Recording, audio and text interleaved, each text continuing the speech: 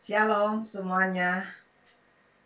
Kita berjumpa kembali di dalam program Women Ministry Shema Adonai. Seperti pada luar biasanya para wanita, kita akan belajar dari banyak mutiara firman Tuhan pada saat ini. Mutiara-mutiara firman Tuhan ini akan sangat memberkati kita melalui perenungan firman Tuhan. Baik, sebelum kita belajar bersama-sama tentang kebenaran firman Tuhan dengan tema hari ini, 13 manfaat belajar aspek kehidupan. Kita akan memulai bersama-sama dengan doa untuk meminta hikmat, pengertian, dan pertolongan Tuhan. Doa pembukaan akan dipimpin oleh Ibu Marieta Abdi. Silakan, Bu. Baik, mari kita akan memulai acara kita dengan doa. Kita mohon hadirat Tuhan, mari kita berdoa. Bapa di dalam sorga, Bapa dalam nama Yesus, kami bersyukur Tuhan kalau sampai pada saat ini kami masih ada semua karena anugerah kemurahan Tuhan. Terima kasih Tuhan baik buat kami. Tuhan, kembali pada saat ini kami akan belajar kebenaran firman Tuhan, aspek kehidupan manusia. Kiranya Tuhan Engkau menolong hamba-Mu Ibu Grace yang akan menyampaikan materi ini Tuhan. Kiranya urapan Roh Kudus-Mu memenuhi hamba-Mu ini, sehingga apa yang dia sampaikan merupakan isi hati Allah bagi kami semua pendengar yang mengikuti acara ini Tuhan dari berbagai platform Tuhan, baik melalui Zoom, melalui TikTok, ataupun yang lainnya Bapak. Terima kasih Tuhan, kami percaya acara ini dari awal pertengahan hingga akhirnya Tuhan yang menolong, Tuhan yang memimpin. Di dalam nama Tuhan Yesus Kristus kami mulaikan acara seminar kami pada saat ini. Haleluya. Amin. Terima kasih Bu Marieta untuk doa pembukaannya. Tuhan berkati. Baik, saat ini kita akan berkenalan lebih jauh lagi, lebih dalam lagi mengenai pembicara kita, Ibu Grace Sumilat. Kita akan sejenak menyimak video profil beliau saat ini. Silakan di-share. Shalom semuanya, selamat berjumpa kembali dengan Shema Adonai dalam channel YouTube Cahaya Firman. Dan pada kesempatan kali ini, kita akan berkenalan dengan pembicara kita, yaitu Ibu Susan Grace Hadesah Sumilat dari Yayasan Genius Cara Alkitab. Mari kita mengenal beliau lebih jauh. Susan Grace Hadesah Sumilat, sarjana musik gereja. Ia lahir di Pasuruan, Jawa Timur, pada tanggal 10 September 1973 dan ia juga dibesarkan di kota Malang sebagai anak ketiga dari pasangan Yusak Oscar Sumilat dan Shirley Esther Tejakusuma. Ayahnya adalah seorang pekabar Injil yang melayani suku Tengger di Jawa Timur dari tahun 1968 sampai 1993. Grace Sumilat. Demikian, beliau kerap disapa adalah seorang sarjana musik gereja alumnus dari Universitas Kristen Immanuel, Yogyakarta, yang sangat suka sekali meneliti Alkitab. Pada tahun 1998, ia juga menikah dengan Boas Adi Prasetyo Widiono, sarjana ekonomi, dan ia juga dikaruniai 3 anak, yaitu anak pertama adalah Ardhito Kenanya Hudson Widiono, Melody Harvest Albert Widiono, dan anak terakhir adalah almarhum Victory Marsha Elnisi Widiono. Grace Sumilat menjadi pembicara sejak Januari 2010. Beliau dipakai Tuhan sebagai alatnya untuk mendirikan Yayasan Genius Cara Alkitab pada tahun 2015 dan juga ia mendirikan Bina Keluarga Bahagia Online School pada Januari 2021. Saat ini, Grace Sumilat menjadi salah satu pengkhotbah di GPDI Karisma Kalinegoro Magelang dan secara interdenominasi melayani juga di gereja-gereja lainnya. Kerinduannya adalah untuk melihat pengenapan Maleakhi 4 ayat 6 di akhir zaman.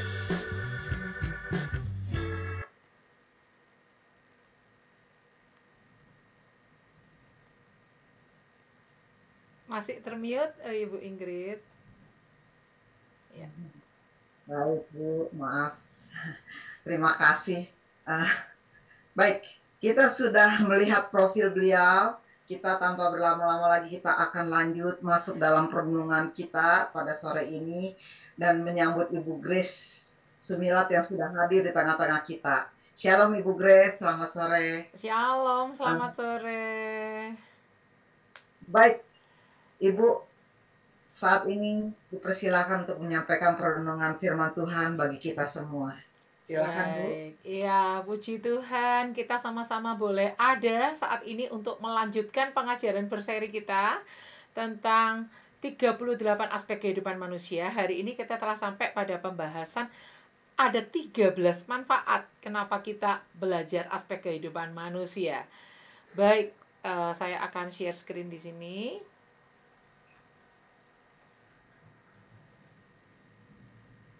Iya. Ada 13 manfaat yang luar biasa untuk kita ini ketika mempelajari 13 aspek kehidupan manusia ini. Saya mendaftarkan ada 13 manfaat yang bisa kita pelajari. Yang pertama, dengan mempelajari 38 aspek kehidupan manusia ini, kita bisa mengenali dimensi dalam kehidupan manusia, sehingga kita tuh bisa paham gitu. Oh, ada area ini aku belum perhatikan. Oh, ada area yang ini aku nggak tahu. Ternyata kehidupan manusia ada area yang ini ya, yang ini ya, yang ini ya. Mungkin selama ini kita yang tahu cuma ibadah, pekerjaan, pelayanan, keluarga. Padahal aspek kehidupan manusia itu ada 38. Dengan mengetahuinya secara lengkap, kita nggak bisa tuh ditipu sama iblis. Karena iblis mau menggoyang-goyang hidup kita, nggak bisa, karena kita dilengkapi oleh firman Tuhan bahwa hidup manusia aspeknya ada 38. Yang kedua, dengan mempelajari 38 aspek kehidupan manusia ini, kita bisa mengerti urut-urutan prioritas. Oh, yang aku utamakan ini. Oh, setelah itu aku akan mengutamakan ini. Setelah itu aku akan utamakan ini. Oh, setelah ini. Kalau terjadi benturan, aku utamakan yang mana yang akan aku nomor 2-kan, gitu ya. Tuhan otomatis yang kita nomor 1-kan ya. Tuhan itu pencemburu ya, dia nggak mau dong diduakan ya kan. Yang ketiga, kita bisa menyeimbangkan hidup kita. Jangan sampai hidup kita itu nggak seimbang ya. Seperti orang naik sepeda, kalau nggak seimbang maka dia akan gampang jatuh. Seperti kapal, itu kalau nggak seimbang dia juga bisa tenggelam ya. Seperti mobil itu rodanya juga harus seimbang ya. Kalau nggak seimbang juga bahaya ya. Semua ibarat perjalanan hidup kita itu harus punya yang namanya keseimbangan. Nah, bagaimana kita bisa hidup seimbang kalau kita nggak tahu aspek-aspeknya apa saja yang harus kita seimbangkan ya. Benar ya? Oke, yang keempat yaitu memahami betapa pentingnya menggunakan waktu dengan bijaksana. Jadi, kalau kita tahu 38 aspek kehidupan manusia, kita menjadi orang yang tahu menggunakan waktu. Oh, bukan berarti nggak boleh beristirahat ya, Bu Grace? Berarti kita nggak boleh berekreasi ya, Bu Grace? Nggak boleh bersantai ya? Nggak juga. Ada waktunya bersantai, ada waktunya rekreasi, ada waktunya kita bekerja keras, ada waktunya kita berdoa, ada waktunya kita memperlengkapi diri, menambah kapasitas, dan lain sebagainya. Itu nggak sampai kita terlalu banyak waktu untuk bersantai, terlalu banyak waktu untuk berhahaha gitu ya.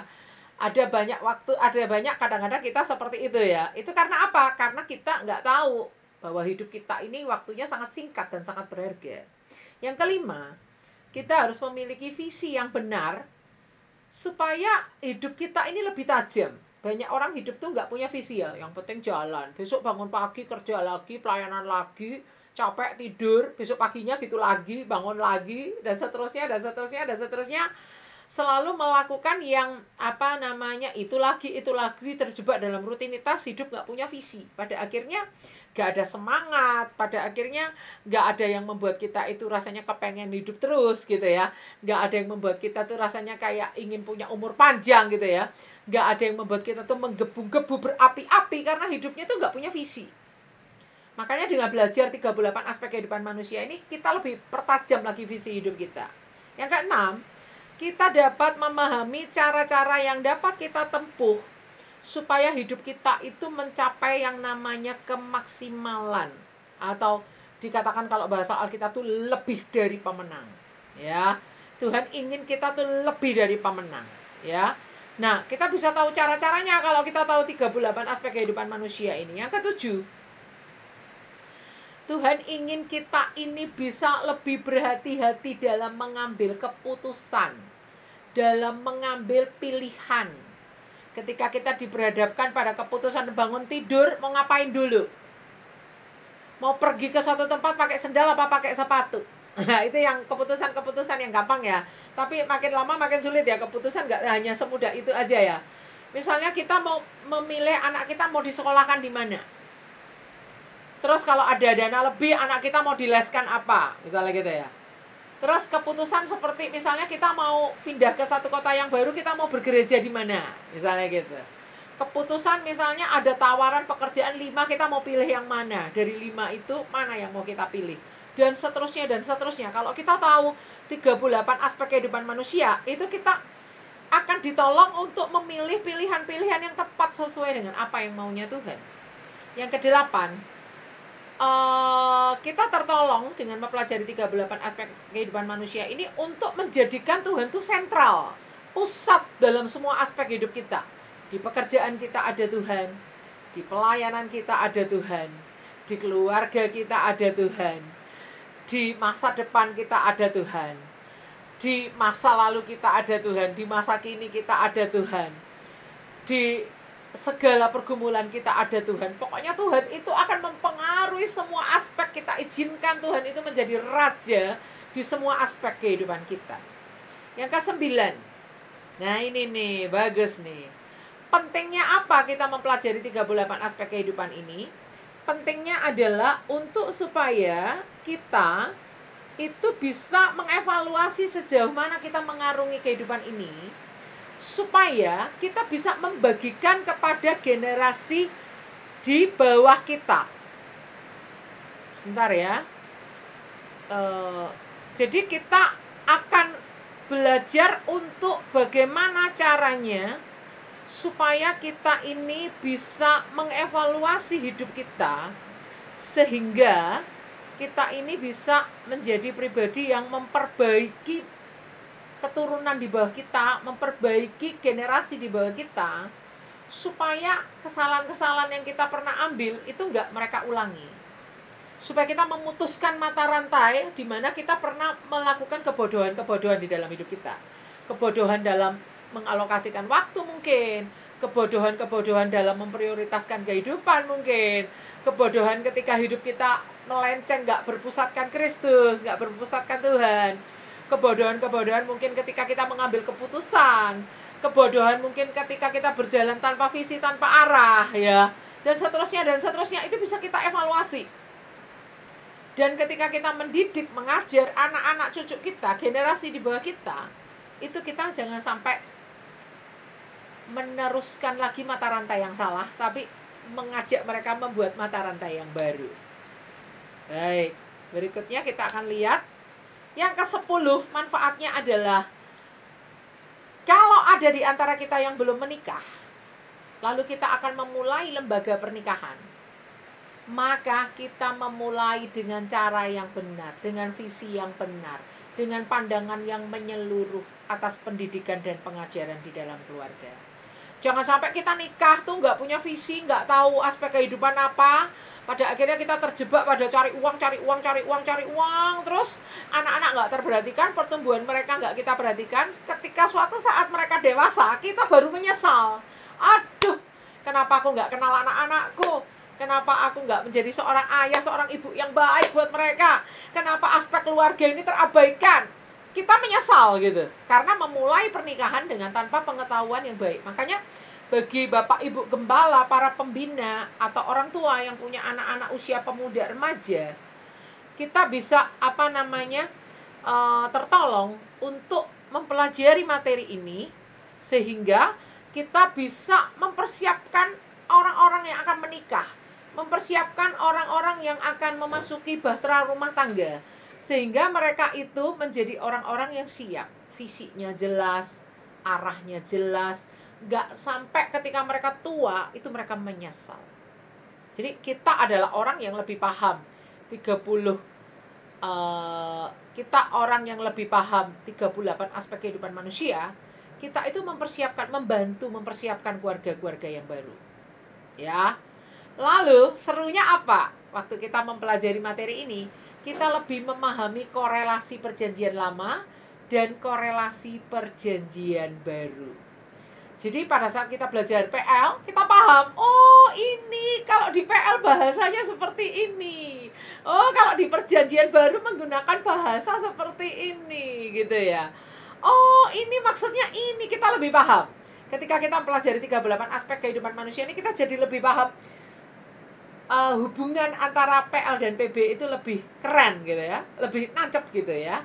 Yang ke-12, pada saat kita membaca Alkitab atau pada saat kita mendengarkan firman Tuhan, kita langsung paham pendeta ini ngomong apa, khotbahnya lari kemana, dia membahas poin apa, kita tahu, oh yang dibahas nih poin aspek manusia yang ini, oh ini aspek ketuhanan yang ini, oh ini bicara tentang ini.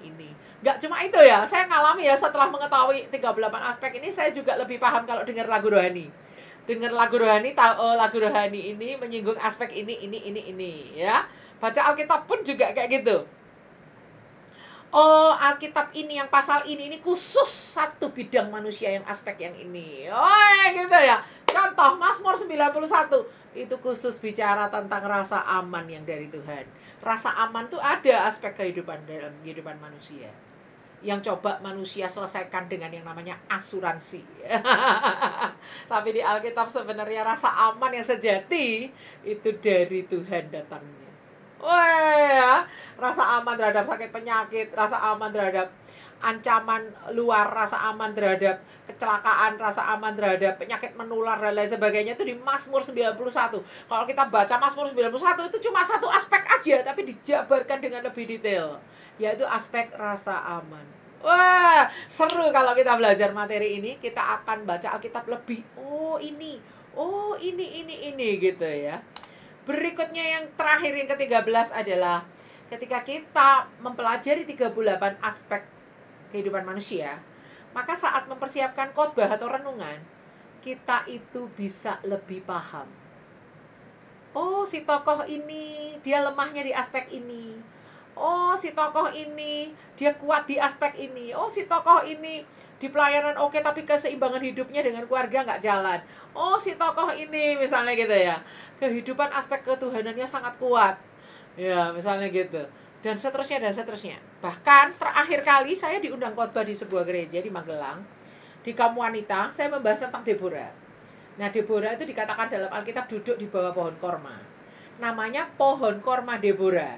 Di situ saya meneliti juga, selain meneliti Deborah, saya teliti juga pohon korma itu apa aja, bicara tentang apa aja di Alkitab. Nah, karena banyak sekali manfaat pohon korma dan itu ada ayat-ayat pendukungnya semuanya, saya bingung mengurutkan yang mana dulu, yang mana belakangan. Gara-gara saya mempelajari 38 aspek manusia, saya punya kayak contekan nih ya, saya tunjukkan ya, saya punya contekan nih.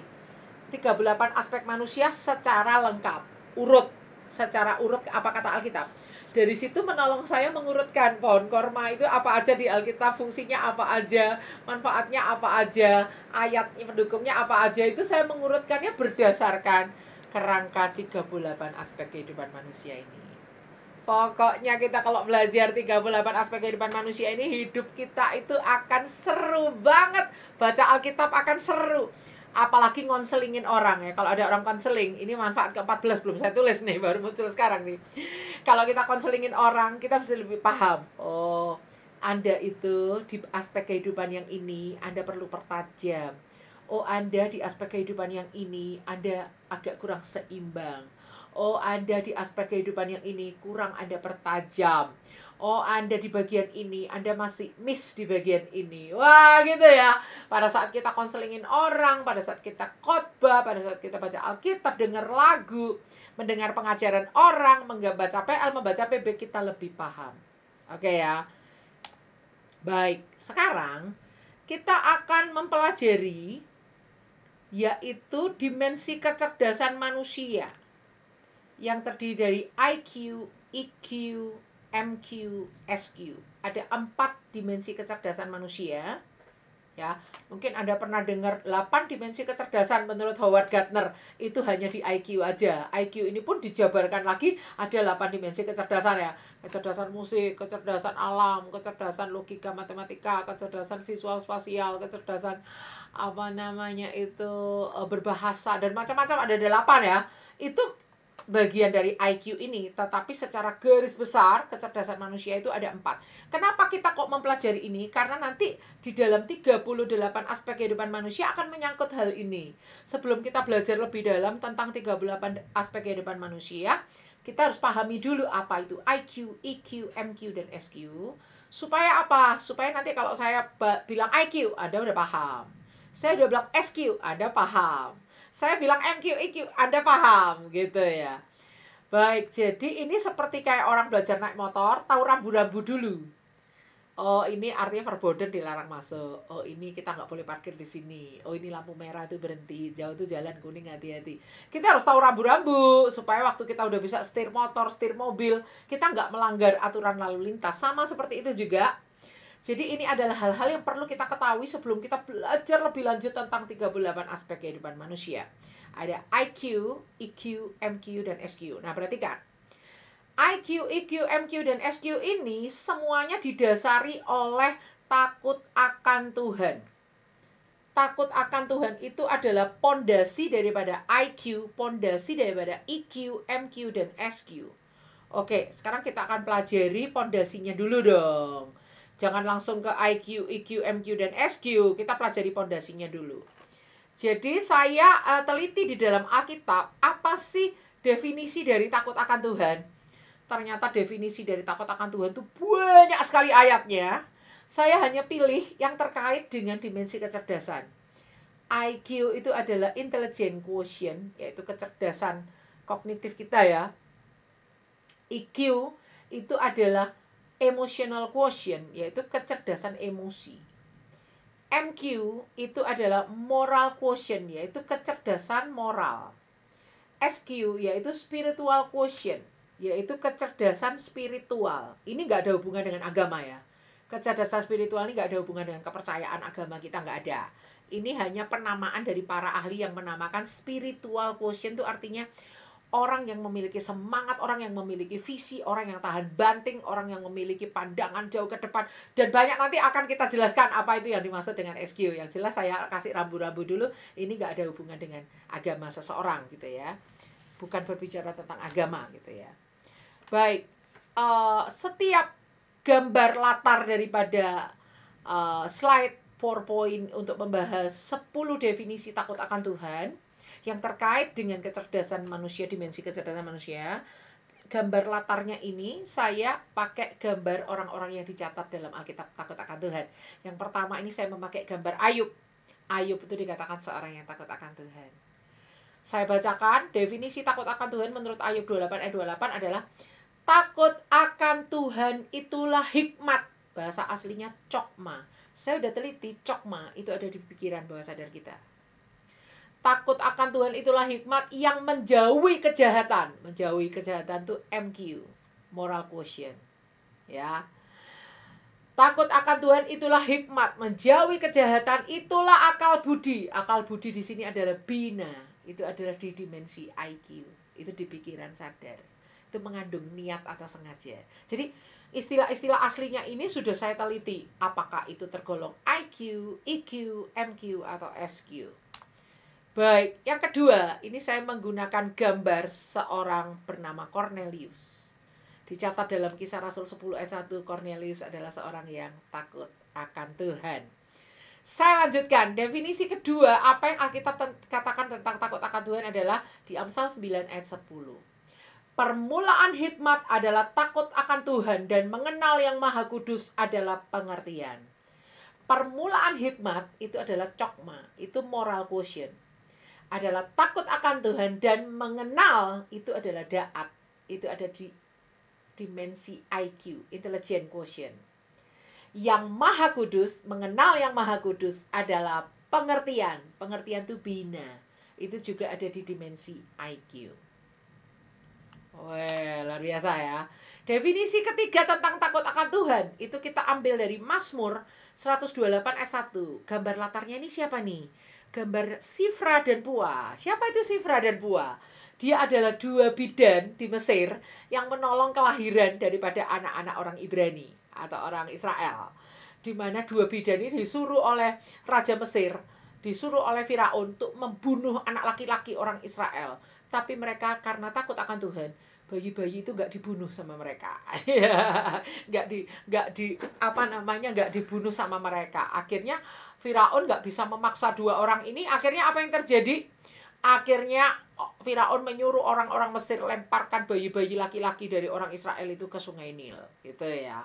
Nah, Sifra dan Pua ini dicatat dalam Alkitab, dua orang bidan yang takut akan Tuhan. Tuhan memberi mereka bonus sehingga mereka bisa berumah tangga. Luar biasa ya.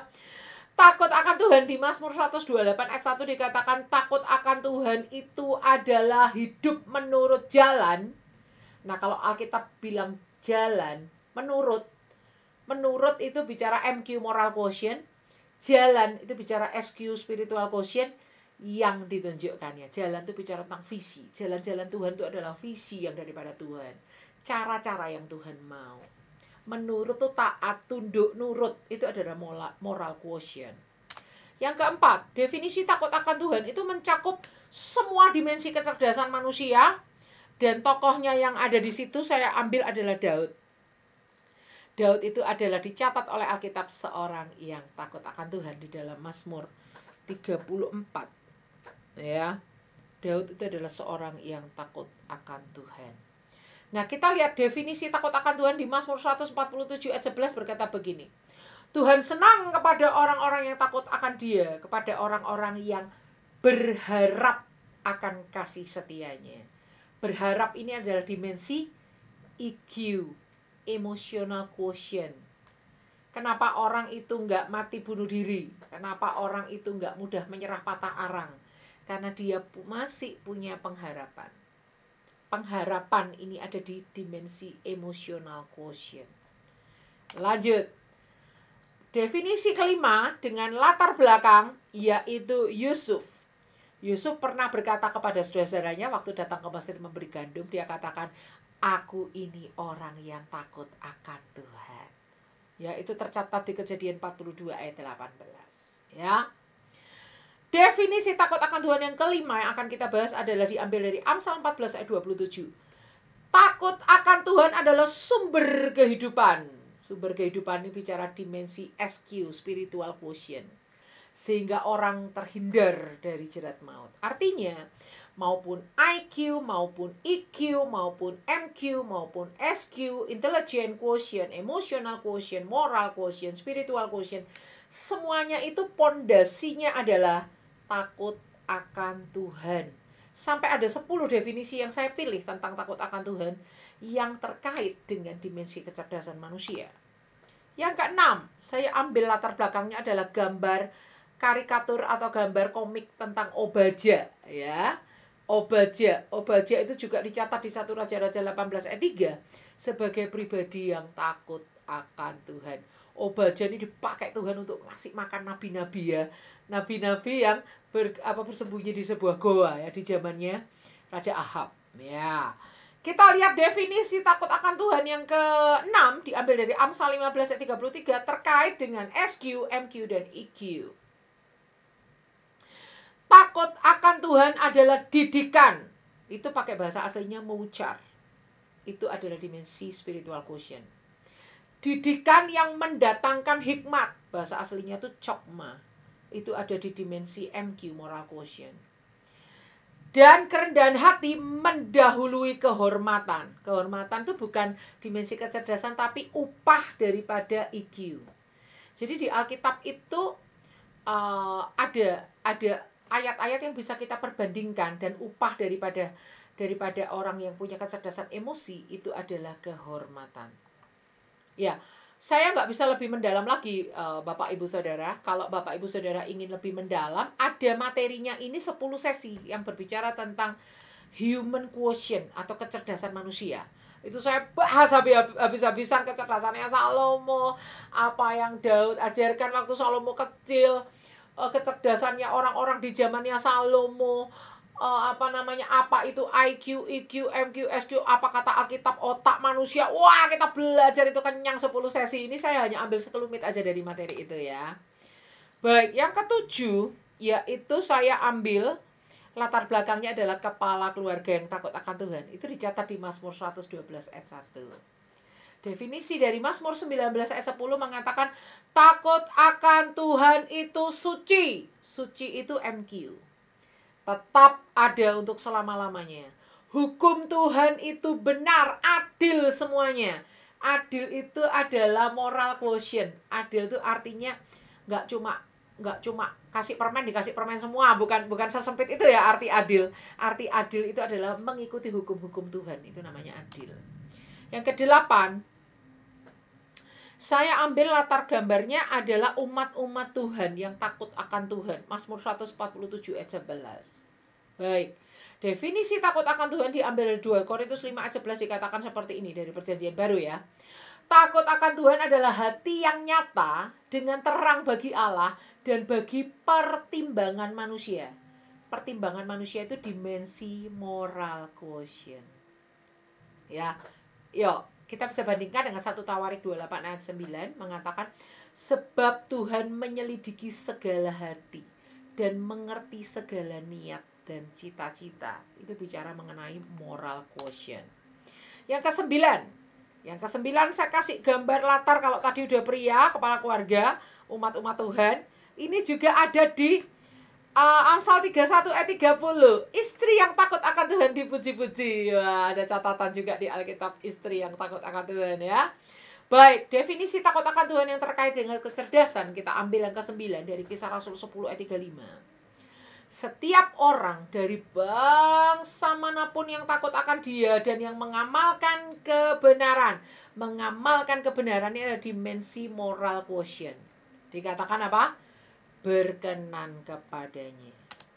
Dan yang ke-10 yang terakhir dari Pengkhotbah 12 ayat 3. Takut akan Allah dan berpeganglah takutlah akan Allah dan berpeganglah pada perintah-perintahnya. Itu bicara tentang moral quotient. Latarnya saya ambil gambar anak cucu yang takut akan Tuhan sampai dari satu generasi ke generasi berikutnya. Berpegang pada perintah Tuhan itu bicara tentang moral quotient. Baik, di sini sudah saya jelaskan ya. Ini menjadi rambu-rambu atau pendahuluan dari materi kita. Sehingga kalau saya berkata takut akan Tuhan, Anda udah paham. Oh, takut akan Tuhan itu mempengaruhi semua dimensi kecerdasan manusia. Apakah itu IQ, EQ, MQ, maupun SQ. Baik. Nah, sekarang kita lebih dalam belajar apa itu IQ, apa itu EQ, apa itu MQ, apa itu SQ. Supaya waktu nanti kita mempelajari, menyebut kata-kata ini, kita sudah paham. Yang pertama, IQ itu adalah kecerdasan intelligence quotient, yaitu kecerdasan intelektual. Bahasa Inggrisnya intelligence quotient, disingkat IQ.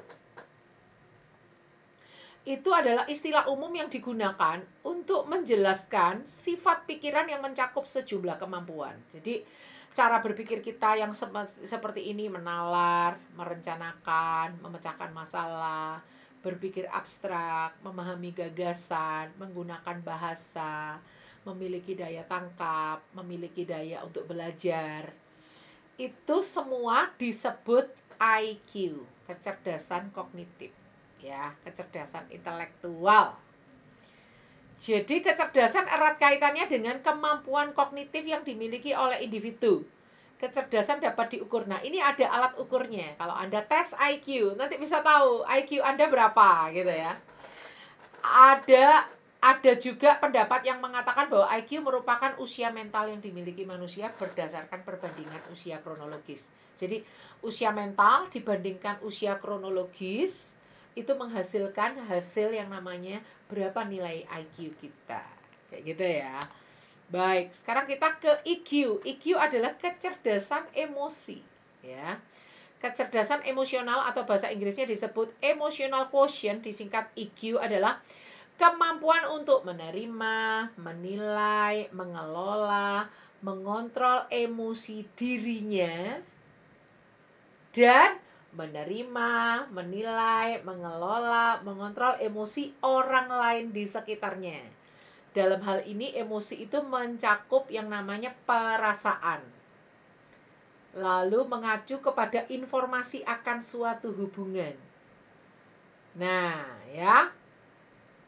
Sedangkan kecerdasan IQ itu mengacu pada memberi alasan yang valid akan suatu hubungan. Tapi kalau kecerdasan IQ bukan alasan yang valid akan suatu hubungan, tapi adalah kecerdasan yang 2 kali lipat lebih penting daripada kecerdasan intelektual. Dan dia memberikan kontribusi terhadap kesuksesan seseorang. Ternyata kalau orang itu IQ-nya tinggi tapi EQ-nya rendah, kecerdasan emosinya rendah, dia belum tentu bisa sukses. Jadi kesuksesan seseorang nggak hanya diukur oleh kecerdasan IQ-nya yang tinggi. Kalau dia nggak bisa mengelola emosinya dengan baik, nggak bisa mengenali emosi orang lain, nggak bisa beradaptasi dengan emosi orang lain, nah itu dia kesuksesannya akan terhambat, ya. Nah, masih di EQ, menurut Howard Gardner terdapat 5 pokok utama dari kecerdasan emosi seseorang. Ya, jadi 5 pokok utama yaitu mampu menyadari dan mengelola emosi diri sendiri. 1 ya. Memiliki kepekaan terhadap emosi orang lain. Mampu merespon. Mampu bernegosiasi dengan orang lain secara emosional. Dan menggunakan emosi sebagai alat untuk memotivasi diri. Ya. Jadi ada 5. Pertama, menyadari dan mengelola emosi sendiri. 2, peka terhadap emosi orang lain. 3, mampu merespon dengan baik, dengan tepat. 4, bisa bernegosiasi secara emosi. 5, memakai emosi itu sebagai alat untuk memotivasi diri sendiri. Dan mungkin juga orang lain ya. Oke. Pakar kepemimpinan bernama Zig Ziglar menggambarkan kecerdasan emosi sebagai sikap atau attitude yang lebih relevan dibandingkan dengan kecerdasan IQ yang digambarkan sebagai kompetensi atau aptitude. It is your attitude and not your aptitude that will determine your altitude. Jadi kecerdasan emosi kita atau sikap kita dan bukan kecerdasan berpikir kita itu yang akan menentukan ketinggian prestasi kita atau altitude. Ya. It is your attitude and not your aptitude that will determine your altitude. Jadi menentukan ketinggian itu tidak cuma berdasarkan IQ tapi EQ. Gitu. Sepinter-pinternya orang, kalau dia nggak bisa menguasai emosinya dengan baik, dia akan kalah dengan orang yang pandai menguasai emosinya dengan baik, walaupun nggak terlalu pinter. Secara IQ nggak terlalu pinter, tapi emosi dia pinter, jago banget gitu ya. Ada 5 kategori kecerdasan EQ. 1, self-awareness atau kesadaran diri. 2, self-regulation atau pengaturan emosi. 3, motivasi. 4, empati. 5, kemampuan bersosialisasi. Oke, sekarang kita masuk ke MQ. Apa itu MQ? MQ atau moral quotient adalah kecerdasan moral. Moral quotient adalah kemampuan seseorang untuk membedakan benar salah berdasarkan keyakinan yang kuat akan etika dan menerapkannya dalam tindakan. Nah, kita dalam pemilu-pemilu sering dengar etika gitu ya. Yang dimaksud etika ini terkait dengan moral quotient atau kecerdasan moral. Jadi gini, saya pernah saya diskusi dengan suami saya mendengar berita gitu ya. Ada seorang tentara, ini tentara loh ini. Tentara itu nggak sengaja nabrak orang. 2 orang atau 3 orang kayak gitu. Salah satu dari orang itu mati di tempat, yang 2 itu sekarat. Bukannya dia lariin ke rumah sakit, padahal dia nabraknya nggak sengaja ya. Bukannya dia lariin ke rumah sakit, malah 3-tiganya dibuang di sungai. Akhirnya mati semua, ketemu mayatnya. Akhirnya ya tentara ini ya dipecat lah, malah dia masuk penjara, dihukum seumur hidup ya kan. Dia ini nggak punya yang namanya moral quotient. Ketika dia dalam keadaan panik, moral quotientnya ini nggak berjalan. Sehingga 3 orang itu dibuang sama dia di sungai. Ada yang sekarat mati di sungai, padahal yang belum mati yang 2 itu ya. Yang 1 memang udah mati. Coba kalau dia lariin ke rumah sakit, mungkin hukuman dia akan lebih ringan. Cuma dia terkena pasal pembunuhan tidak sengaja, ya kan? Tapi kalau dia buang ke laut, malah dia kena pasal pembunuhan sengaja dong. Itu dia berarti on gitu ya. Secara moral quotientnya on. Padahal itu tentara loh ya. Pernah itu tercatat di dalam berita kejadian seperti itu. Dia nggak jalan gitu. Cara berpikir moral yang benar tuh yang seperti apa itu nggak jalan di dalam dirinya gitu. Nah, ada 7 langkah utama untuk membangun kecerdasan moral seseorang, yaitu mengembangkan sikap empati, yaitu turut merasakan apa yang dialami orang lain secara mendalam. Yaitu berikutnya membentuk kesadaran dan kosakata emosional, meningkatkan kepekaan terhadap orang lain untuk memahami dari sudut pandang orang lain. Nah, ini saya juga gara-gara mengikuti satu retreat Hagai ya. Saya mempelajari yang namanya memandang dari sudut pandang orang lain itu ternyata banyak sekali menolong saya. Ketika berinteraksi dengan orang lain, ketika bernegosiasi, ketika berorganisasi, ketika bersosialisasi, itu jadi lebih luas, nggak kaku gitu. Karena apa? Belajar melihat dari sudut pandang orang lain. Contohnya gelas ini. Gelas ini Anda lihat ada gambar perempuan ya, sedang bersimpuh. Ya kan? Tetapi Anda nggak lihat di baliknya ini ada tulisannya sebenarnya. Camp Wanita Bijak. Jadi waktu saya membaca camp pembinaan wanita bijak 1 di Madiun, tapi dalam sudut pandang Anda nggak ada tulisan itu, adanya gambar perempuan ini. Walaupun ini bendanya sama, gelas yang sama. Nah itu ya, itu penting untuk mencerdaskan kita secara moral ya. Empati. Berikutnya adalah menumbuhkan hati nurani. Itu juga menolong kita untuk memiliki moral quotient. Berikutnya adalah punya pengendalian diri. Bisa memotivasi diri sendiri. Berpikir matang sebelum mengambil keputusan. Itu semua terkait dengan moral quotient. Punya sikap menghormati orang lain. Dan memiliki sopan santun. Dan memelihara kebaikan. Mempunyai nilai atau makna kebaikan, punya sikap toleransi, serta mendorong seseorang untuk melakukan kebaikan. Menghormati hak dan kewajiban orang lain, memiliki apresiasi terhadap keberagaman, ya, tidak mudah memiliki prasangka atau tidak mudah menghakimi orang lain. Itu semua dimensi daripada moral quotient. Mengembangkan sikap adil, mengembangkan sikap terbuka, berperilaku secara seimbang, tidak membeda-bedakan, nggak rasis gitu ya. Nah sekarang kita masuk ke SQ. Nah ini yang kita bahas tadi. SQ itu nggak ada hubungan dengan agama ya. Itu hanya namanya aja, spiritual quotient. Apa sih spiritual quotient itu? Spiritual quotient adalah bahasa Inggrisnya spiritual quotient. Adalah kecerdasan jiwa. Berarti kan ya? Kalau yang IQ tadi kecerdasan otak ya, EQ itu kecerdasan emosi ya, MQ itu kecerdasan moral, tindakan, perilaku, pengambilan keputusan, empati dan lain sebagainya ya. Tapi kalau SQ ini jiwa. Jiwa itu campuran dari pikiran, emosi, kehendak, itu nyatu di satu menjadi SQ ya.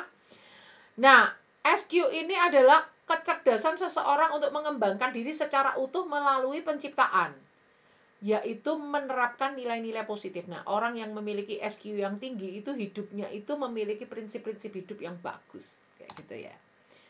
SQ merupakan fasilitas yang membantu seseorang untuk mengatasi persoalan dan dia bisa berdamai dengan persoalan yang nggak gampang patah arang. Ciri-ciri utama dari SQ ini ditunjukkan dengan kesadaran seseorang untuk menggunakan pengalaman. Jadi dia itu sangat pembelajar. Orang yang sangat gampang belajar dari pengalaman. Pengalaman kegagalan, pengalaman keberhasilan, pengalaman yang memalukan, pengalaman yang menggelikan, pengalaman lucu, pengalaman yang mengerikan, pengalaman apa saja ya. Pengalaman apa saja dipakai oleh dia untuk mengambil maknanya, mengambil nilai-nilainya. Nah itu orang yang SQ-nya tinggi itu ciri-cirinya kayak gitu. Dan dia punya sikap fleksibel, bisa menyesuaikan diri, gampang beradaptasi dengan lingkungan yang baru. Dan ketika dia menghadapi penderitaan, menghadapi rasa sakit, dia punya kemampuan untuk bertahan menghadapi rasa sakit, punya kemampuan untuk mengatasi kegagalan, mampu mewujudkan hidup sesuai dengan visi dan misinya. Ya, ada seorang Indonesian Idol tuh namanya Regina, itu pernah kalau nggak salah 7 kali ikut Idol tuh nggak pernah tembus, ke-7 baru tembus. Artinya pertama gagal, ya coba lagi kedua, tahun depannya gagal, coba lagi ikut tahun ketiga, sampai tahun ke-7 baru dia tembus. Wow, itu dia spiritual quotient-nya tinggi ya. Mampu mewujudkan hidup sesuai dengan visi dan misi, mampu melihat keterkaitan antara beberapa hal. Jadi kalau ada masalah yang pelik itu dia bisa mengurai gitu ya. Dan dia punya tingkat kemandirian yang tinggi. Pada akhirnya bisa dikatakan orang yang memiliki SQ yang tinggi itu memiliki visi, tahu makna kehidupan. Ya. Nah, dalam SQ ada 3 aspek, yaitu responsibility atau tanggung jawab, humility atau kemanusiaan, dan happiness atau kebahagiaan. Ya. Orang yang punya visi itu hidupnya akan bahagia karena dia nggak cuma bergulir begitu saja, tapi dia mencapai satu tujuan, berlari-lari menuju tujuan. Orang yang punya visi itu akan tahan menghadapi tekanan, akan tahan banting kayak gitu ya. Oke, sekarang masih ada waktu sesuai dengan target saya pengajaran hari ini. Saya akan menjelaskan rambu-rambu berikutnya yang perlu kita ketahui ya. Yang perlu kita ketahui sebelum kita mempelajari banyak hal dalam 38 aspek hidup manusia itu adalah tadi apa saja? IQ, EQ, MQ, dan SQ. Yang kedua, kita perlu tahu apa itu identitas manusia. Manusia memiliki 5 identitas yang disebut identitas primer, identitas sekunder, identitas masa lalu, identitas masa kini, identitas masa depan. Oke. Identitas primer adalah siapa aku di hadapan Tuhan. Ya. Siapa aku di hadapan Tuhan itu identitas primer, atau bisa dibalik, siapa Tuhan itu bagi aku. Ya, itu mencakup tentang kelahiran baru, ya, menerima pengorbanan Yesus sebagai Tuhan dan juru selamat kita di kayu salib, tahu bahwa kalau kita sudah ditebus, sudah diampuni, sudah diselamatkan, iman kepada Tuhan yang benar, pertumbuhan dalam iman, pengenalan akan pribadi Tuhan, ya. Itu yang namanya identitas primer. Identitas primer ini sangat penting Bapak Ibu Saudara. Kita kalau nggak punya identitas primer, hidup kita itu dipenuhi oleh kayak satu perjalanan yang tidak pasti. Semoga, moga-moga gitu. Tapi ketika kita punya identitas primer, kita yakin akan keselamatan, yakin akan kemenangan. Nanti sore mati nggak masalah ya, sudah ditebus oleh darah Yesus, nggak takut mati ya kan. Kapanpun Tuhan panggil siap, bukan berarti nggak takut mati terus bunuh diri, bukan kayak gitu ya. Tapi maksudnya kapanpun Tuhan panggil siap gitu ya. Itu orang yang punya identitas primer tuh menjalani hidupnya dengan keberanian karena dosanya sudah ditebus oleh darah Yesus. Ini sangat penting. Yang kedua yaitu identitas sekunder. Identitas sekunder adalah menerima hal-hal yang tidak bisa kita ubah karena itu sudah ditentukan Tuhan. Apa misalnya? Misalnya kita lahir tahun berapa, kita lahir hari apa, kita lahir di keluarga seperti apa, kita lahir di kota mana, di rumah sakit mana, atau di rumah bidannya siapa, dokternya siapa. Kita lahir sebagai laki-laki atau perempuan, kita lahirnya itu sebagai anak nomor berapa, kita lahir di kehamilan sebagai janin, kehamilan usia berapa minggu, apakah kita anak prematur atau tidak. Itu semua ya, itu semua dalam pengaturan Tuhan yang nggak bisa kita ubah. Kita lahir sebagai orang Jawa, apa orang Batak atau orang Madura. Kita lahir warna kulit kita seperti apa, rambut kita lurus atau keriting atau apa. Walaupun yang keriting bisa diluruskan, yang lurus bisa dikeriting di salon. Tapi waktu lahir tuh kita ditentukan rambut kita seperti apa. Kita ditentukan mata kita sipit atau lebar, bulat gitu ya. Kita ditentukan talenta kita apa, bakat kita apa. Itu Tuhan udah atur semuanya, nggak bisa kita tawar-menawar. Tuhan, aku pengen jadi anaknya Pak Jokowi. Ya nggak bisa, kamu tuh anaknya Pak Oscar Sumilat. Ya kan? Aku pengen lahir tuh di Jakarta. Ya nggak bisa kamu lahir tuh di Pasuruan gitu ya. Aku kayaknya kok nggak puas jadi perempuan. Paling enak loh Tuhan jadi laki-laki. Ya nggak bisa, kamu ditakdirkan jadi perempuan. Itu adalah identitas sekunder. Kalau identitas primer harus kita miliki, tapi kalau identitas sekunder harus kita terima. Nah, nanti waktu kita mempelajari 38 aspek kehidupan manusia, identitas-identitas ini akan muncul. Istilah-istilah ini kita udah paham ya. Yang ketiga, identitas masa lalu. Identitas masa lalu itu bicara tentang dua hal, trauma atau piala. Trauma itu adalah hal-hal yang gak enak, yang melukai, hal-hal yang tidak terlupakan, menggores, menyedihkan, menakutkan, mengerikan, hal-hal yang tidak terlupakan, hal-hal yang traumatis gitu ya. Dan piala itu juga adalah keberhasilan-keberhasilan di masa lalu, pencapaian-pencapaian, kejuaraan, piala-piala, pujian-pujian, terus rekor-rekor yang pernah kita capai gitu ya. Hal-hal yang membanggakan, itu juga adalah identitas masa lalu. Dua-duanya harus kita tinggalkan. Setiap hari kita start dari nol. Karena kalau kita berkacang pada piala, maka hidup kita akan diberati oleh piala. Waktu kita berlari itu kita nggak bisa berlari dengan kencang karena ada piala-piala yang membuat kita udah merasa nyaman, nggak perlu maju lagi, udah di sini udah enak, aku udah juara ini, aku udah pencapaian ini, aku udah dapat bonus ini, dapat penghargaan ini, dapat piagam ini, aku udah juara di sini. Pada akhirnya nggak merasa perlu maju lagi. Rasul Paulus kan juga seperti itu, ya. Aku melupakan apa yang di belakangku. Dia dulu seorang pembunuh, ya kan? Mengejar-ngejar orang yang mengikuti jalan Tuhan, ya kan? Dan dia juga tinggalkan semua piala, ya. Dia bangga dulu ya sama dia orang Israel, orang Ibrani asli, lahir disunat di hari ke-8, dia dari suku Benyamin, dia muridnya Gamaliel, bla bla bla ya. Pokoknya kebanggaan dia, penganut hukum Taurat, ya kan? Pelaku hukum Taurat yang tidak bercacat, dia bilang sekarang aku anggap sampah karena pengenalan akan Kristus. Artinya semua piala, semua pencapaian, semua trauma itu menjadi bagian masa lalu yang harus kita tinggalkan. Ini nanti sangat terkait dengan semua pembahasan kita ya. Berikutnya adalah identitas masa kini. Identitas masa kini adalah semua potensi, semua kesempatan, semua talenta, semua karunia yang ada pada masa sekarang, yang bisa kita raih, yang bisa kita kembangkan, yang bisa kita ambil. Nah, saya sangat bersyukur banget, mama saya itu orang yang sangat melatih anak-anaknya untuk meraih semua kesempatan yang ada di hadapan. Selama itu bisa diraih ya. Contoh misalnya, wah saya ditawari jadi pengurus persekutuan siswa Kristen SMA Santa Maria Malang ya, Ma. Terima aja, ambil kesempatan. Mah, aku kepilih jadi anggota OSIS ya. Ambil, terima aja. Selama kamu masih bisa ngatur waktu, sehat, dikasih Tuhan kesehatan, ambil aja gitu ya.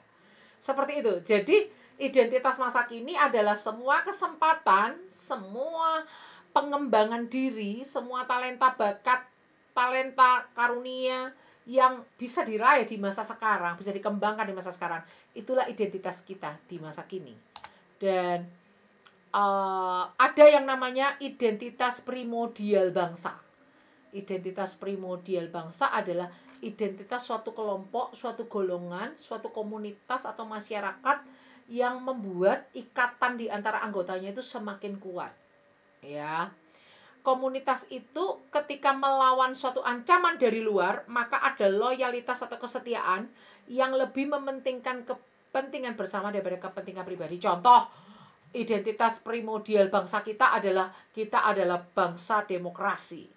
Kita adalah penganut Pancasila. Dasar negara kita adalah Pancasila. Lambang negara kita adalah burung Garuda. Bendera kita adalah merah putih. Nah, itu identitas primordial bangsa. Jadi identitas kalau yang tadi itu kan ada yang identitas primer, sekunder, masa lalu, masa datang, masa kini, itu yang pribadi. Tapi khusus identitas ini juga ada yang mengandung identitas secara kelompok. Misalnya saya ini orang Manado, Fam saya Sumilat gitu ya. Sumilat tuh asalnya dari desa apa Tolok misalnya gitu. Saya punya identitas yang terkait dengan suku. Nah, kayak gitu ya. Nah, berikutnya adalah identitas masa depan. Identitas masa depan adalah satu cita-cita, satu impian yang ingin kita raih di hari depan kita, satu visi yang ingin kita capai. Contoh, saya punya visi, saya pribadi adalah ingin meningkatkan kemampuan saya dalam bermain musik piano. Sampai saya itu bisa punya kepekaan yang lebih lagi terhadap akord. Itu visi saya ke depannya seperti itu dalam hal bermain piano. Visi saya sebagai seorang ibu untuk anak-anak saya adalah saya kepengen lihat anak-anak saya dipakai Tuhan secara luar biasa. Saya kepengen lihat anak-anak saya hidup takut akan Tuhan.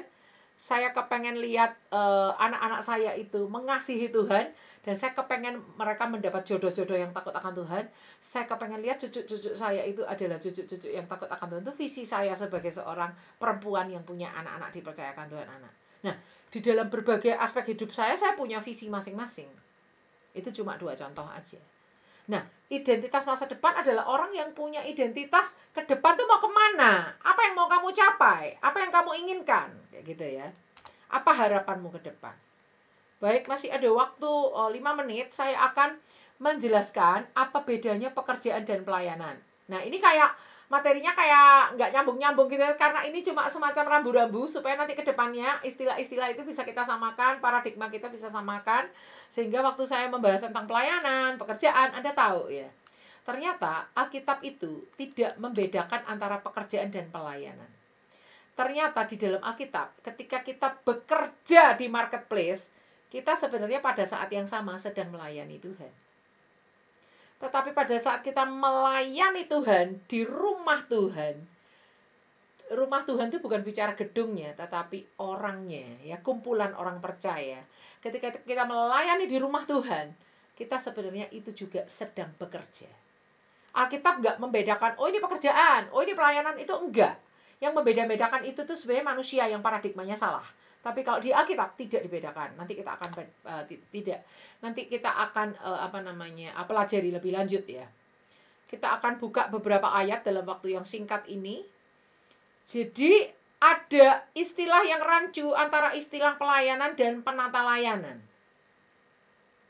Memang di Alkitab nggak ada kata penata layanan, tuh nggak ada. Tetapi kita mau membedakan 2 istilah ini supaya kita paham dan tidak terkacaukan di situ. Maksud saya gini, yang namanya pelayanan itu adalah melayani Tuhan secara pribadi. Kita berdoa, kita praise and worship, kita menyembah Dia, seluruh hidup kita dedikasikan bagi Dia. Kita hidup dalam roh dan kebenaran, menyembah Dia dalam roh dan kebenaran. Itu kita sedang melayani Tuhan. Tetapi aktivitasnya, seperti misalnya saya besuk, saya ngajar kayak gini, saya doakan orang, saya konseling orang, saya nganter orang sakit, nganter jemaat itu misalnya ke dokter, atau nganter jemaat cari sekolah, atau apa ya. Itu namanya aktivitasnya. Itu kita sebut, kita seragamkan istilah yang akan kita pakai adalah penata layanan. Kenapa kok kita harus membedakan itu? Karena penata layanan itu bisa jadi candu. Ada nggak orang yang kecanduan penata layanan? Ada. Di Alkitab ada nggak? Ada. Samuel. Nanti ya, sometimes kita bahas ya. Samuel tuh terlalu sibuk dengan pelayanannya di kota ini, sehingga anak-anaknya itu nggak terurus. Sehingga ketika anaknya dewasa, nggak kurang-kurangnya Samuel itu kasih teladan, tapi anak-anaknya tidak hidup seperti Samuel. Samuel itu nggak mau terima suap, hidup berintegritas tinggi, tapi anak-anaknya sama sekali nggak berintegritas. Kok bisa gitu? Nah, itu ada ayat kunci yang menunjukkan bahwa Samuel itu kurang seimbang. Pelayanannya bagus, keren. Cari kelemahannya Samuel dalam pelayanan, kita nggak akan menemukan sempurna ya kan. Tapi dia kecanduan penata layanan. Tapi kalau pelayanan itu nggak ada istilah kecanduan. 24 jam kita harus punya hati hamba. Melayani Tuhan, melayani sesama, itu hati hamba harus selalu ada. Kapanpun. Hati hamba itu selalu ada, walaupun saya lagi berekreasi, nggak lagi khotbah, ada sampah, saya ambil, saya buang masuk tempat sampah, itu hati hamba. Cuek, biarin aja, kan ada tukang bersih-bersihnya, kita bayar ke sini, masuk ke sini juga udah bayar tiket kok. Nah, itu berarti nggak punya hati hamba. Nah, hati hamba itu harus 24 jam ada melekat dalam hidup kita. Tetapi penata layanan nggak boleh 24 jam kita lakukan. Ya kan? Maksud saya itu ya, untuk membedakan istilah pelayanan dan penata layanan. Dan jangan kacau, di Alkitab antara pekerjaan dan pelayanan itu sama. Di mata Tuhan sama. Oke, kita akan buka ayat-ayatnya. Semoga waktunya cukup ya. Kita akan buka ayat yang pertama, Markus pasal 10 ayat 45. Markus 10 ayat 45, di situ dikatakan seperti ini. Karena anak manusia juga datang bukan untuk dilayani, melainkan untuk melayani dan untuk memberikan nyawanya menjadi tebusan bagi banyak orang. Yesus itu dikatakan melayani, memberikan nyawanya. Kita lihat 1 Petrus pasalnya yang pasal yang keempat, ayat yang ke-10. Layanilah seorang akan yang lain sesuai dengan karunia yang telah diperoleh tiap-tiap orang sebagai pengurus yang baik dari kasih karunia Allah. Di sana dikatakan layani seorang akan yang lain. Ini bicara pelayanan ya. Layani seorang akan yang lain itu sikap hati melayani 24 jam ya kan. Sekarang kita lihat kitab Lukas pasal yang ke-22 ayat 26. Lukas 22 ayat 26. Di situ dikatakan seperti ini. Tetapi kamu tidaklah demikian, melainkan yang terbesar di antara kamu hendaklah menjadi sebagai yang paling muda dan pemimpin sebagai pelayan. Sikap hati melayani itu adalah rumus yang Yesus berikan. Kalau kita pengen jadi pemimpin, pengen jadi yang terbesar, harus punya sikap melayani. Nah, sikap hati melayani itu 24 jam harus ada. Ya, dimanapun, maupun kita di marketplace, maupun kita bekerja di rumah Tuhan, sikap melayani harus ada. Nah, sedikit lagi. Ulangan, kita akan baca Ulangan 33. Ulangan 33 ayat yang ke-11. Di situ dikatakan seperti ini. Berkatilah ya Tuhan kekuatannya dan berkenanlah kepada pekerjaannya. Ini berbicara tentang orang Lewi. Salah satu doa berkat Musa kepada orang Lewi yang bekerjanya di rumah Tuhan, di bait Tuhan, di tabernakel. Itu dikatakan oleh Musa dalam doanya, berkatilah ya Tuhan kekuatannya dan berkenanlah kepada pekerjaan yang nggak disebut pelayanannya. Padahal jelas-jelas orang Lewi loh, tapi nggak disebut pelayanannya, tapi pekerjaannya. Oke, salah satu ayat aja, nggak usah semua ayat kita baca. Nah, kita lihat lagi coba Bilangan 18 ayat 6. Bilangan 18 ayat 6. Di situ dikatakan seperti ini. Sesungguhnya aku ini telah mengambil saudara-saudaramu orang Lewi dari tengah-tengah orang Israel sebagai pemberian kepadamu sebagai orang-orang yang diserahkan kepada Tuhan untuk melakukan pekerjaan. Nggak dikatakan pelayanan. Pekerjaan pada kemah pertemuan. Dan banyak lagi ayat-ayat yang lain ya. Nah, sekarang kita lihat contoh-contohnya. Contoh-contohnya Nehemia. Nehemia itu apa? Seorang juru minuman raja. Tetapi dia dipakai Tuhan untuk memimpin pembangunan tembok Yerusalem yang telah roboh. Ya. Contohnya lagi siapa? Daniel. Daniel itu siapa? Hamba Tuhan. Tapi di mana tempat pelayanannya? Dia melayani sebagai Perdana Menteri. Rajanya ganti 4 kali, dia tetap menjabat. Sehari-harinya dia banyak di mana? Banyak di pemerintahan. Tapi disitulah dia sebenarnya melayani Tuhan. Amos itu apa pekerjaannya? Dia adalah gembala dan pemetik buah anggur. Tapi dia adalah seorang nabi Tuhan. Artinya Amos kamu nabi Tuhan dan nabi Tuhan toh, enggak usah ngurusi anggur. Enggak. Dia walaupun seorang nabi Tuhan, dia adalah gembala yang menggembalakan ternak dan dia adalah pemetik buah anggur. Tapi dia hamba Tuhan, dia nabi. Daniel, dia dapat penglihatan dari Tuhan dahsyat, tapi sebenarnya dia adalah orang yang kerja di pemerintahan. Nehemia, dia juga orang kepercayaan raja. Nggak semua orang loh bisa menjadi juru minuman raja. Kalau orang sembarangan raja bisa diracun mati ya kan. Tapi Nehemia dipercaya oleh raja untuk memimpin pembangunan, untuk pulang ke negerinya dan mengatur pembangunan kembali tembok Yerusalem yang telah roboh. Dan kita lihat Lukas yang menulis kitab Lukas itu adalah apa? Seorang dokter. Rasul Paulus itu apa? Rasul Paulus itu adalah seorang pembuat tenda. Punya bisnis membuat tenda.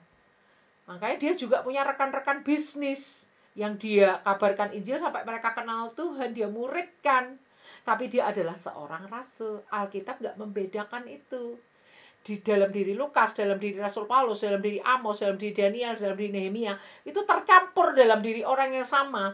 Baik kehidupan dia di marketplace maupun kehidupan dia sebagai seorang pelayan Tuhan yang melayani tubuh Kristus, yang melayani rumah Tuhan, yang melayani jemaat umat-umat Tuhan. Sampai di sini materinya. Minggu depan kita kesepakatan kita adalah kalau saya bicara pelayanan itu berarti berbicara tentang, kalau aktivitasnya berarti yang dalam mindset kita adalah penata layanan, walaupun di Alkitab nggak ada kata penata layanan gitu ya. Tapi kalau saya bicara hati hamba, itu berarti hati yang mau melayani, seperti itu ya.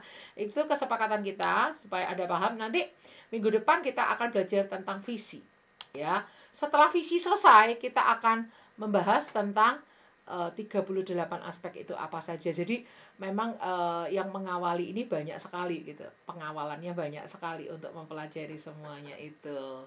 Baik, seperti itu materi kita hari ini. Saya serahkan kepada Bu Ingrid. Wah, luar biasa Bu Grace untuk firman Tuhan perenungan pada sore ini. Sungguh sangat memberkati bagi saya. Saya rasa juga untuk teman-teman sekalian pasti sangat memberkati.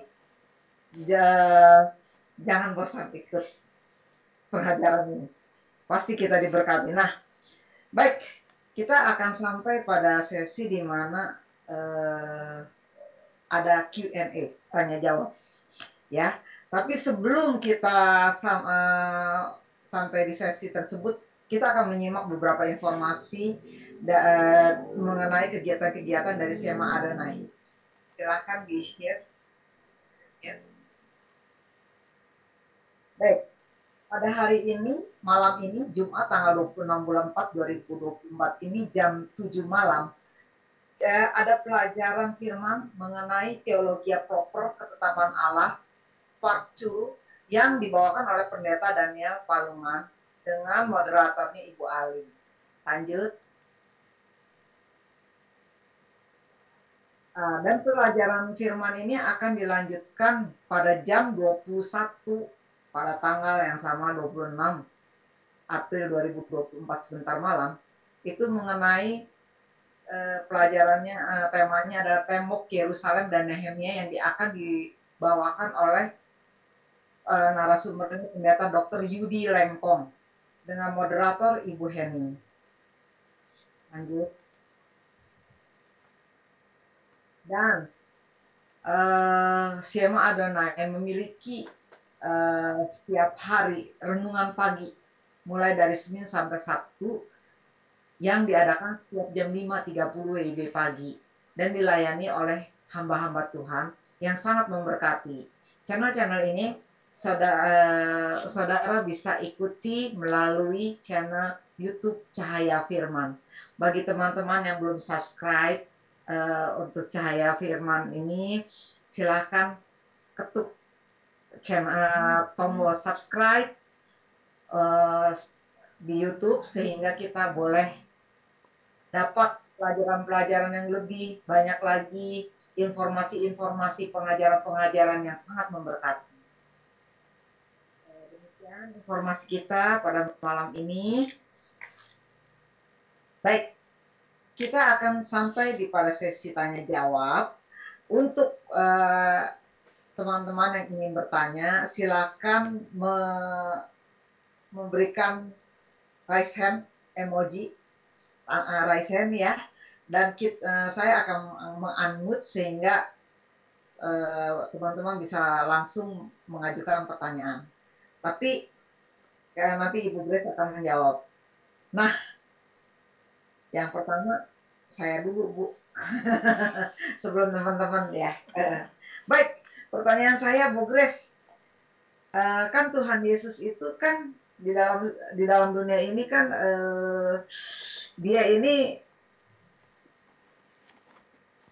disebut melayani, tetapi ada gitu yang menyatakan ayat bahwa Tuhan Yesus tuh melayani ini adalah pekerjaan juga begitu. Ada ayatnya, Bu? Ya, baik. Wah, pertanyaan yang sangat luar biasa banget. Jadi ada nggak ya waktu Yesus melayani di dunia ini tapi pakai istilah pekerjaan gitu? Ada ayatnya maksudnya Bu Ingrid gitu ya. Baik, coba yuk kita lihat Lukas 24 ayatnya yang ke-19. Katanya kepada mereka, "Apakah itu?" Jawab mereka, "Apa yang terjadi dengan Yesus orang Nazaret? Dia adalah seorang nabi yang berkuasa dalam pekerjaan dan perkataan di hadapan Allah dan di depan seluruh bangsa kami." Ini percakapan Yesus dengan dua orang yang berjalan ke Emmaus setelah Yesus bangkit. Tapi dua orang yang berjalan ke Emmaus ini nggak paham kalau itu Yesus. Jadi waktu ditanya sama Tuhan Yesus, apakah yang kamu percakapkan sementara kamu berjalan? Dua orang ini jawab bahwa Yesus itu adalah seorang nabi yang berkuasa dalam pekerjaan dan perkataan di hadapan Allah dan di depan seluruh bangsa. Jadi Kleopas dan satu orang nggak disebut namanya di sini, itu menyebut Yesus tuh bekerja, nggak pakai istilah melayani. Artinya bekerja itu ya beneran kelihatan aktivitasnya dan itu intens, nggak yang ya udah kalau nggak ada orang datang ya udah deh nganggur dulu, nggak ada yang konseling, nggak ada yang minta disembuhkan ya udah deh, nggak seperti itu. Yesus tuh full ya, waktunya dipakai untuk bekerja. Ada satu ayat lagi nih Bu Ingrid, Yohanes 5 ya, kita buka Yohanes 5 ayatnya yang ke-17. Waktu itu Yesus menyembuhkan orang pada hari Sabat ya. Lalu kita lihat ayat 17. Tetapi ia berkata kepada mereka, "Bapakku bekerja sampai sekarang, maka aku pun bekerja juga." Ini saya udah cek bahasa aslinya memang benar artinya bekerja. Bukan salah terjemahan, bukan. Yesus nggak bilang, "Bapakku melayani sampai sekarang, maka aku pun juga melayani." Padahal Yesus berkata kan, anak manusia datang untuk melayani, ya kan? Bukan dilayani, tapi melayani. Tapi ketika dia dikecam karena menyembuhkan orang sakit pada hari Sabat, dia tidak pakai kata, "Bapakku melayani sampai sekarang, maka aku pun melayani juga." Enggak. Tapi Yesus tidak segan-segan mengatakan, "Bapakku bekerja sampai sekarang, maka aku pun bekerja juga." Jadi kalau kita ditanya sama orang, walaupun kita ini mungkin guru, atau kita ini dosen, atau kita mungkin dokter, atau kita mungkin pilot gitu ya, ditanyai, "Bapak bekerja atau pelayanan? Ibu bekerja atau pelayanan?" Kita harus jawab apa? Dua-duanya. Kok bisa? Saya bekerja sebagai pilot di maskapai penerbangan, itulah saya melayani Tuhan. Artinya melayani nggak cuma di tembok gereja aja dong. Kayak gitu kan. Ya, seperti itu. Sebaliknya, kalau kita ini adalah pendeta, kalau kita ini adalah full timer di gereja, seperti saya ini mengelola yayasan Jenius Secara Alkitab yang bekerja untuk tubuh Kristus. Kalau ditanya orang, "Bu Grace ini bekerja atau pelayanan?" Saya juga jawabnya apa? Dua-duanya. Saat saya melayani Tuhan di Yayasan Jenius Secara Alkitab, itu sebenarnya adalah pekerjaan saya. Anda harus jawabnya seperti itu ya. Berarti Bu Grace ini hamba Tuhan? Iya, saya bukan hamba setan. Kita semua di sini hamba Tuhan, gak ada yang hamba setan dong. Gak mau dong kita disebut hamba setan. Artinya apapun pekerjaan kita, kita hamba Tuhan. Artinya mendatangkan kerajaan Allah di atas muka bumi, di tempat di mana kita berada. Di mana kita ditempatkan Tuhan. Ya. Jadi nggak ada mengkotak-kotakan, "Oh ini hamba Tuhan itu yang kerjanya di gereja. Oh ini kalau guru, pilot, pedagang itu yang kerjanya di marketplace. Oh ini yang namanya orang kudus. Oh ini yang namanya orang awam." Nggak ada. Alkitab tuh nggak membeda-bedakan orang awam, orang apa itu nggak ada. Di marketplace kita melayani Tuhan. Di tempat pelayanan kita sebenarnya bekerja juga profesional. Kita lakukan pekerjaan kita dengan profesional. Seperti itu ya. Seperti itu Bu Ingrid, semoga menjawab ya. Menjawab Bu, jadi pekerjaannya melayani Tuhan. Betul Bu Ingrid. Pekerjaan saya adalah melayani Tuhan di ladang Tuhan. Itu adalah pekerjaan gitu ya. Ya. Ada yang kedua Bu, boleh tanya ya? Saya lihat nggak ada yang resen ini. Oh ini ada yang resen nih, Bu Marta nih. Bu Marta resen nih. Ya, silakan Ibu, nggak jadi deh. Saya kasih kesempatan Ibu Marieta Abdi dulu. Silakan Bu. Iya. Oke, terima kasih Bu Ingrid. Bu Grace, ada yang mau saya tanyakan. Iya. Dari 5 identitas manusia yang tadi disebutkan ya, ada identitas primer, sekunder, dan sebagainya itu, Apakah semua orang memiliki kelima-limanya secara lengkap ya, Bu? Oh, baik. Terima kasih Bu Marta atas pertanyaannya. Nggak semua ya. Artinya ada orang yang nggak punya visi. Ada orang yang hidupnya lempeng, dari keluarga bahagia, semuanya dari kecil. Nyaris nggak punya trauma masa lalu. Ada. Tapi kalau sama sekali nggak ada trauma tuh nggak mungkin ya. Semua orang tuh pasti trauma ya. Tapi maksudnya hidupnya tuh traumanya itu kecil dibandingkan orang lain yang hidupnya penuh penderitaan, yang hidupnya penuh dengan masalah, yang hidupnya banyak kerikilnya. Wah, penuh dengan pembentukan proses dari Tuhan gitu ya. Ada orang yang kayak gitu. Ada orang yang nggak punya identitas primer, nggak tahu siapa Tuhan bagi dia, nggak tahu siapa dia di hadapan Tuhan. Dia nggak punya identitas primer, hidupnya penuh dengan ketakutan, kekecewaan, hidupnya penuh dengan kekhawatiran, hidupnya penuh dengan kayak nggak kepastian, nggak punya kepastian akan keselamatan, hidupnya selalu dilanda dengan kecemasan, menuduh diri sendiri, nggak bisa memaafkan diri sendiri, karena nggak tahu karya Tuhan buat hidupnya itu apa, nggak tahu kalau dia itu sudah diselamatkan, nggak tahu kalau ada Yesus juru selamat yang menebus dia. Banyak orang yang nggak punya identitas primer tuh banyak sekali. Dan kalau ada orang yang nggak punya identitas masa kini, kalau ditanya, kamu bakatnya apa? Nggak tahu. Kamu talentanya apa? Nggak tahu. Nggak punya talenta kayaknya aku. Nggak mungkin. Semua orang itu kalau nggak punya 1, 2, atau 5 talenta itu semua orang walaupun 1 pasti punya. Aku tapi belum menemukan. Aku nggak tahu talenta aku apa. Ada ya. Berarti dia nggak punya identitas masa kini gitu ya. Nggak punya identitas masa kini.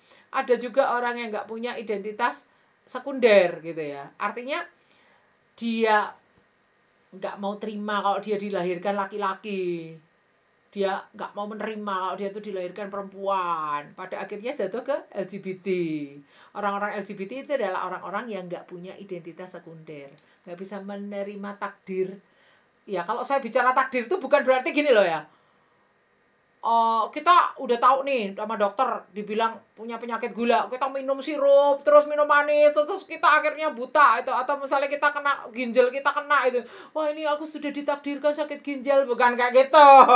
Bukan kayak gitu, itu bukan takdir, itu kesalahan Anda sendiri ya kan. Takdir itu adalah sesuatu yang memang sudah nggak bisa kita ubah, dari sononya Tuhan udah menetapkan. Nah, Anda belajar teologi proper itu bagus banget, yang nanti malam ya, yang jam 7 atau jam 9 saya lupa, tuh bagus banget. Teologi proper itu untuk menolong kita untuk paham ketetapan Tuhan itu apa aja. Dan di Kristen itu, di Alkitab itu nggak mengenal namanya takdir. Takdir yang dalam arti yang seperti saya katakan tadi loh, sakit ginjal gitu ya, oh ini aku udah ditakdirkan sakit ginjal. Itu bukan takdir Pak, kalau itu mah ya kan kesalahan sendiri itu ya kan. Nah kira-kira seperti itu. Jadi banyak Bu Marta, Tuhan tuh ingin kita punya lima-limanya. Identitas primer kita tahu siapa Tuhan bagi kita dan siapa kita di hadapan Tuhan. Identitas sekunder itu kita terima dengan baik, kita menerima kita apa adanya, menerima gambar diri kita sehat.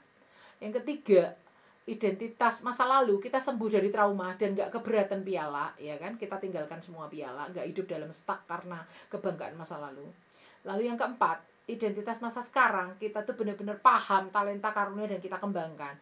Dan kita itu orang yang punya visi, berjalan ke depan, tahu goal sasaran apa yang ingin kita capai. Nah seperti itu Bu Marta.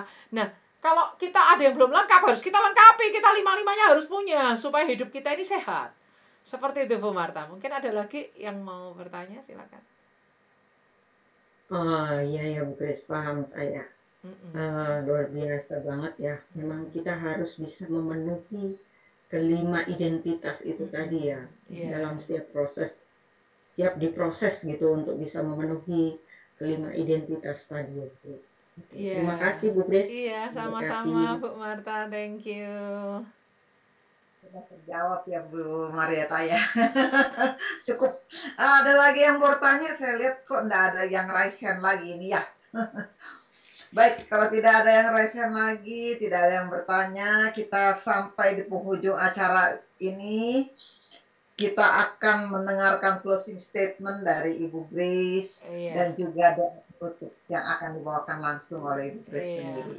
Baik, closing statement dari saya tadi, Bu Ingrid saking semangatnya salah nyebut ya di awal namanya Women Ministry ya. Gak apa-apa teman-teman, kalau yang Women tuh hari Sabtu ya. Kalau Jumat ini kita ada di 38 aspek kehidupan manusia. Wah, saya dorong nih ya. Ya nggak apa-apa Bu Ingrid, saya dorong teman-teman semua kita ikut materi ini bagus banget. Bukan karena saya atau apa, bukan, tapi saya mengatakan bagus banget tuh karena rema-rema yang Tuhan buka itu benar-benar keren. Kalau kita paham 38 aspek kehidupan manusia ini, benar-benar akan memperlengkapi kita lebih lagi. Ya, baik mengenali diri kita, keluarga kita, orang-orang yang kita layani. Kita ini hidup kita akan keren ketika kita mengetahui, karena 38 aspek kehidupan manusia ini kita benar-benar ambil dari Alkitab, bukan kata filsuf, bukan kata psikolog, bukan kata ahli ini, ahli itu, ahli itu. Makanya kalau Anda perhatikan pengajaran yang pertama, saya kan menunjukkan tuh daftar isi apa aja yang nanti kita pelajari ya. Lampiran-lampiran saya taruh di paling belakang, itu apa kata para ahli tentang kehidupan manusia itu aspeknya apa aja, itu saya taruh di paling belakang karena itu cuma untuk bacaan aja. Oh, ternyata karena kata para ahli kayak gini, ternyata kata para ahli. Padahal di Alkitab tuh ada semua, dan Alkitab tuh yang paling lengkap. 38 aspek ada semua. Luar biasa. Ayo, saya dorong untuk ikuti terus pengajaran ini. Minggu depan seru ya. Kita belajar tentang visi. Ternyata visi manusia itu ada 3 ayat yang bisa di-compare, dibandingkan, dan itu bagus banget.